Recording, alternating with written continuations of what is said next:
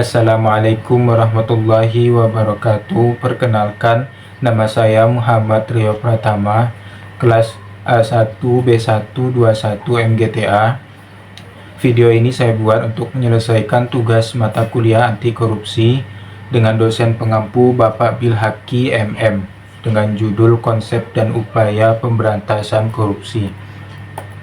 Latar belakangnya adalah korupsi di Indonesia telah menjadi penyakit yang membahayakan segala aspek kehidupan baik dalam bermasyarakat, berbangsa, dan bernegara. Korupsi merupakan tindakan yang merugikan, di mana tindakan ini menggambarkan rendahnya moralitas dan hilangnya rasa malu akibat sikap kerakusan akan kekuasaan dan kekayaan. Korupsi sering terjadi pada kalangan petinggi negara, namun tidak menutup kemungkinan hal ini dapat terjadi pada orang lain yang bukan merupakan petinggi negara.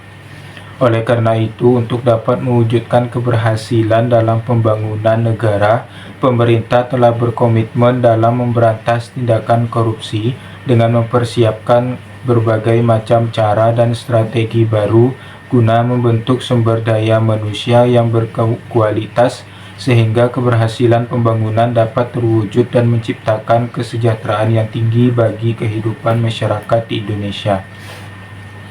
Rumusan masalahnya adalah bagaimana konsep pemberantasan korupsi yang efektif di Indonesia, apa saja strategi dan upaya yang dapat dilakukan untuk memberantas korupsi di Indonesia, apa saja kendala dan tantangan yang dihadapi dalam upaya pemberantasan korupsi di Indonesia. Selanjutnya, tujuannya adalah menjelaskan konsep dasar pemberantasan korupsi yang efektif di Indonesia, mengidentifikasi hambatan dan tantangan yang dihadapi dalam pemberantasan korupsi, memberikan gambaran tentang peran lembaga penegak hukum, pemerintah, dan masyarakat dalam mendukung pemberantasan korupsi. Selanjutnya, korupsi berasal dari kata Latin corrumpere, corruptio, atau corruptus. Arti harfiah dari kata tersebut adalah penyimpangan dari kesucian, tindakan tak bermoral, kebejatan, kebusukan, kerusakan, ketidakjujuran, atau kecurangan. Kumoro Tomo berpendapat bahwa korupsi adalah penyelewengan tanggung jawab kepada masyarakat dan secara faktual korupsi dapat berbentuk penggelapan, kecurangan, atau manipulasi. Selanjutnya, pengertian menurut para ahli, yaitu menurut Syed Hussein Alatas, yaitu mendefinisikan korupsi sebagai tindakan penyuapan, nepotisme, dan pemerasan yang merugikan masyarakat. Dari Robert Kiltgard menjelaskan korupsi sebagai penyimpangan dari tugas resmi untuk keuntungan pribadi yang menciptakan ketidakadilan.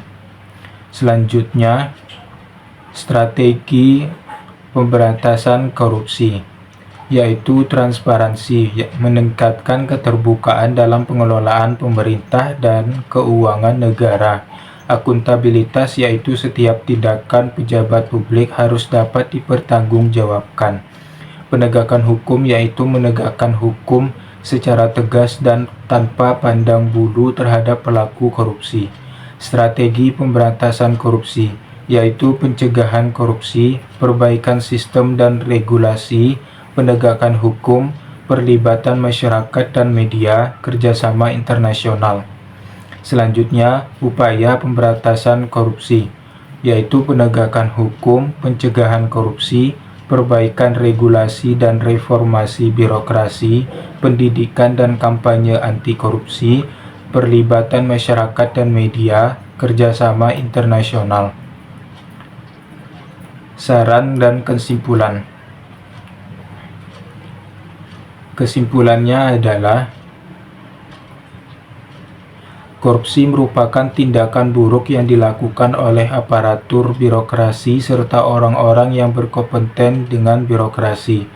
Korupsi dapat bersumber dari kelemahan-kelemahan yang terdapat pada sistem politik dan sistem administrasi negara dengan birokrasi sebagai perangkat pokoknya. Dalam realita di lapangan, banyak kasus untuk menangani tindak pidana korupsi yang sudah diperkarakan, bahkan terdakwa pun sudah divonis oleh hakim, tetapi selalu bebas dari hukuman.